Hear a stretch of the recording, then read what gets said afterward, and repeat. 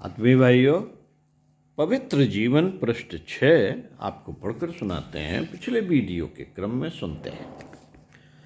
अपने घर में पृथक पृथक कमरों को लेकर यह निश्चित कीजिए कि आप उस कमरे को किस प्रकार के लिए रखना चाहते हैं, किस कार्य के लिए रखना चाहते हैं।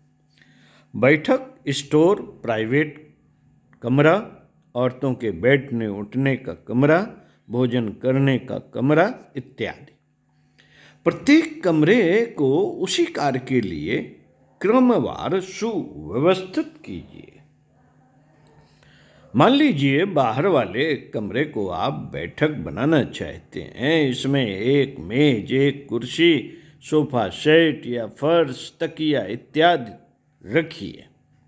पांव पोंछने के लिए पायदान, दीवारों पर कुछ कैलेंडर और एक दो अच्छे चित्र, खूंटी और जूता रखने का स्थान। इस कमरे में व्यर्थ की चीजें, खूंटियों पर कपड़े या फालतू वस्तुएं नहीं रहनी चाहिए। मेंटल पीस पर कलात्मक रूप से सजे हुए फूलदान और एक दो फोटो। अधिक सजावट भी असभ्यता की निशानी है। आपके स्टोर में अनाज, दालें, महीने भर के कुटे हुए मसाले, तेल, घी, गुड़, चीनी, एक और वस्त्रों के संदूक तथा घर की अन्य वस्तुएं रहनी चाहिए। यदि मकान छोटा हो तो क्रम से रखी हुई लकड़ियां और उपले भी रह सकते हैं। मिट्टी का तेल और लालटेन भी रखी जा सकती है। सोने के कमरे में वस्तुएं कम हों। सोने के कमरे में वस्तुएं कम हों, कम ही रहें, क्योंकि फालतू वस्तुओं से मच्छर होते हैं। रसोई में भी भिन्न भिन्न बर्तन क्रम से सजे रहें। सीने, काढ़ने, बुनने और कातने का सब सामान एक स्थान पर सजा रहे। मशीन हो तो स्वच्छ तेल लगी हुई रहे। पुस्तकालय हो तो उसकी सब पुस्तकें विषयवार सजी रहें, जिससे जिस समय आवश्यकता हो निकाली जा सके। संक्षेप में आपके घर जो भी स्थान हो, जो भी वस्तुएं हों, वे स्वच्छ से स्वच्छ और सबसे आकर्षक रूप में मौजूद रहें, जिन्हें देखकर आपको भी प्रसन्नता हो और देखने वाले भी प्रसन्न रहें।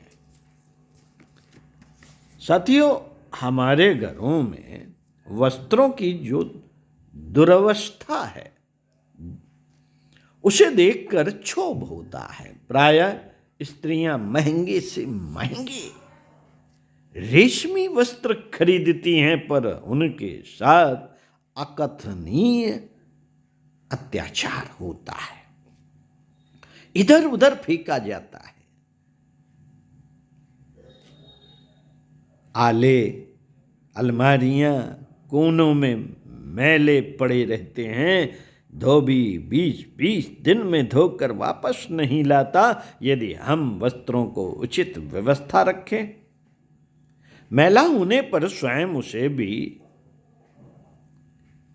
धो लिया करें, तो हम आधे वस्त्रों में मजे से काम चला सकते हैं, रुपया बचा सकते हैं और स्वच्छ भी रह सकते हैं। महंगे कपड़े बना लेना आसान है, पर उनकी सेवा करना, उनसे अधिकतम लाभ उठाना कुशलता और चतुराई का काम है। वस्त्रों को संदूक या अलमारी में करीने से रखना चाहिए। इससे वस्त्रों के कोने सिकुड़ने या मुड़ने नहीं पाते और इस्त्री नहीं टूटती। रेशमी साड़ियों को कागज में लपेटकर पृथक रखना चाहिए। फिनाइल की गोलियां रखने से वस्त्र, विशेषतः साड़ियां, कीड़ों से बची रहती हैं। वस्तुओं को संभाल और व्यवस्था भी आवश्यक है। संभाल कर रखने से मशीन का जीवन कई गुना बढ़ जाता है, जबकि तनिक सी लापरवाही से कीमती चीजें भी जल्दी ही नष्ट हो जाती हैं। यदि प्रत्येक वस्तु को उचित देखरेख में रखा जाए तो वह कई गुना अधिक काम देती है। क्या आप जानते हैं? क्या आप जानते हैं?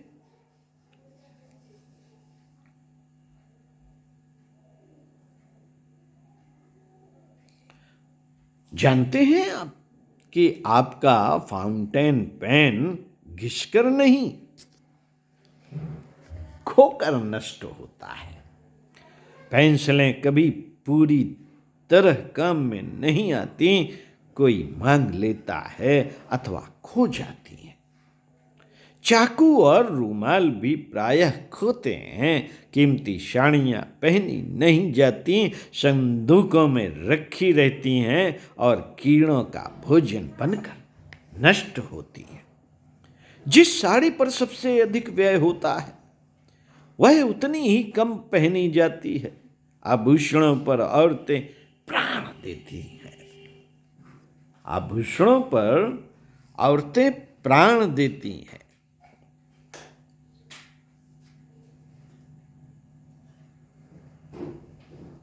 किंतु वे खोकर नष्ट होते हैं। इनके कारण चोरियां होती हैं, औरतें तक चुरा ले जाती हैं और अपमानित होती हैं। यदि आप अपनी थोड़ी सी वस्तुओं को क्रम व्यवस्था से सजा कर रखें तो इन्हीं की सहायता से घर की शोभा में वृद्धि कर सकते हैं। सौंदर्य के लिए अधिक वस्तुओं की आवश्यकता नहीं। जो थोड़ी सी चीजें हैं उन्हीं की सहायता से आप सौंदर्य की उत्पत्ति कर सकते हैं। बस आपकी दृष्टि में कलात्मकता अपेक्षित है। कलात्मक दृष्टि से हर वस्तु का एक नियत स्थान है जहां वह सुंदरतम लग सकती है। घर की शोभा इस बात में है कि आप उस स्थान को खोज निकालें। प्रत्येक वस्तु को उठाकर नियत स्थान पर रखें। आपके कमरे में एक चित्र हो या कैलेंडर, लेकिन यदि वही स्वच्छ हो, मैल का निशान ना हो, तो वही आकर्षक प्रतीत होता है। सौंदर्य व्यवस्था पर निर्भर है। जूते कैसे नगण्य हैं, किंतु यदि आप उन्हीं को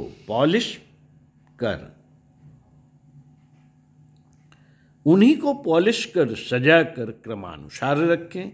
अपने संदूकों को स्वच्छ कर उन पर स्वच्छ वस्त्र बिछा लिया करें। चारपाई को, चादरों को गंदा न होने दें। कुर्सियों, मेजों, पुस्तकों को की धूल झाड़ते रहें तो निश्चय जानिए कि घर की चीजों में ही सौंदर्य प्रस्फुटित होगा और आपको अपने घर पर ही आनंद प्राप्त होगा।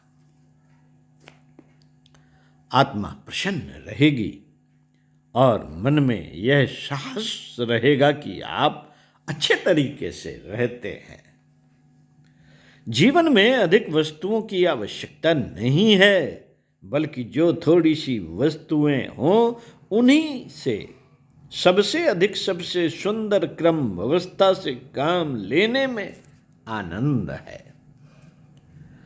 जिनके पास अधिक वस्तुएं पड़ी रहती हैं उनमें से आधी ही काम में आती हैं, आधी बेकार पड़ी रहती हैं। आप अधिक वस्तुओं के संचय के मोह में न पड़ें, वरन अपनी अपनी थोड़ी सी वस्तुओं को संभाल कर प्रयोग में लाएं। सार्वजनिक स्थानों की सफाई, सुव्यवस्था एवं सौंदर्य का उत्तरदायित्व आप पर है। आप एक श्रेष्ठ नागरिक हैं। आप एक श्रेष्ठ नागरिक हैं। समाज को उन्नत में आपका महत्वपूर्ण स्थान है। आपकी आदतों से समाज बनता, बिगड़ता, समुन्नत, अवनत होता है। अतः आप सार्वजनिक स्थानों को कार्य में लेते समय उनकी सफाई और सुव्यवस्था के संबंध में बड़े सावधान रहें। यदि आप धर्मशाला में टिके हैं तो उसके कमरे या इर्द गिर्द की सफाई का ध्यान रखें। कमरे को जैसा वैसा ही सुंदर छोड़कर जाएं जैसा वह आपको मिला था। पब्लिक खानों का ठीक इस्तेमाल करें। पेशाब घरों में सर्वत्र ध्यान रखें।